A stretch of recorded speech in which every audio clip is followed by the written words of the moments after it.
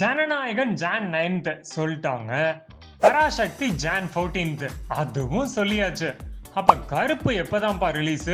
பொங்கலுக்கு மோதுராரா சூர்யா விஜய் கூடயும் சிவகார்த்திகேயன் கூடயும் அப்படின்ற டவுட் எல்லாத்துக்கும் இருக்கு.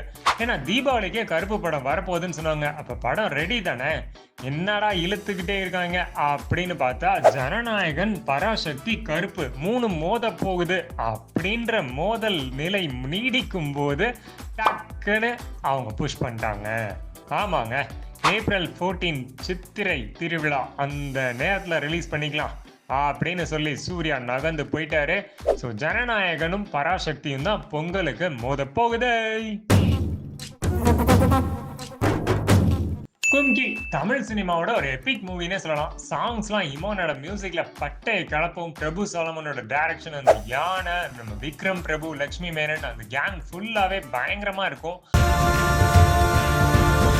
ஆனா இப்ப என்டையர்லி ஒரு சேஞ்ச் நடக்க போகுது கும்கி 2ல. பிரபு சாலமன் தான் டைரக்டர். கண்டிப்பா அவர்னா மியூசிக் இமான தான் வச்சிருப்பாரு.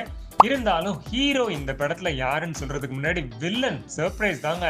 நம்ம ஜிபியு ஃபேம் அர்ஜுன் தாஸ் கைதியில நடிச்சிருந்தாரு. அவர் தான் வில்லனா கலக்க போறாரு.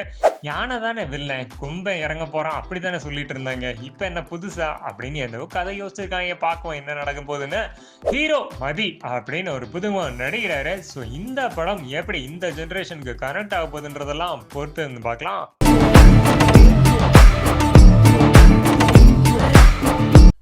அண்ணனை பத்தி ஒரு நியூஸ் பார்த்தாலும் தம்பியை பத்தியும் பார்த்துவோம். கார்த்தி நடிகிற மார்ஷல் படம் இந்த மாசம் 20ஆம் தேதி ஷூட்டிங் ஸ்டார்ட் ஆக போகுது. டானாகாரன் தமிழ் டைரக்ஷன்ல இந்த படத்துல கல்யாணி பிரியதர்ஷன் தான் ஃபீமேல் லீட்ல நடிக்கிறாங்க.